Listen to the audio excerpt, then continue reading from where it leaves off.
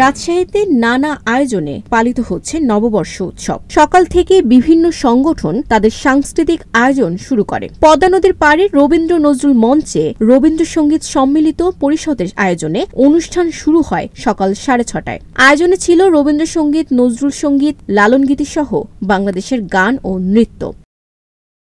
এদিকে জেলা প্রশাসনের আয়োজনে নগরীর সিএনডিবির মোড় থেকে বর্ষবরণ আনন্দ শোভাযাত্রা শুরু হয়ে শিশু একাডেমিতে অনুষ্ঠানে মিলিত হয় সকাল 7:30টায়।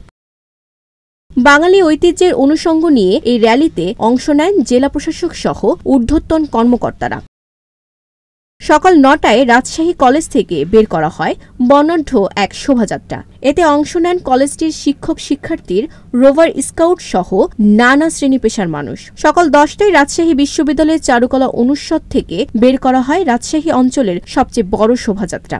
শোভাযাত্রাটি ক্যাম্পাসের বিভিন্ন সড়ক প্রদক্ষিণ শেষে আবারও চারুকলায় অনুষ্ঠানস্থলে গিয়ে মিলিত হয়।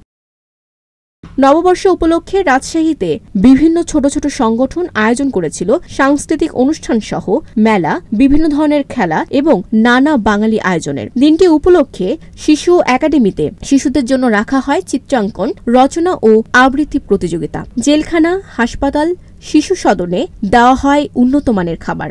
আনন্দ উদযাপনের অপ্রীতিকর ঘটনা এড়াতে নেওয়া হয়েছে কঠোর নিরাপত্তা ব্যবস্থা। রাজশাহী সংবাদদাতা মোহাম্মদ আজিজুল ইসলামের তথ্য ও ভিডিও চিত্রে ডেস্ক রিপোর্ট।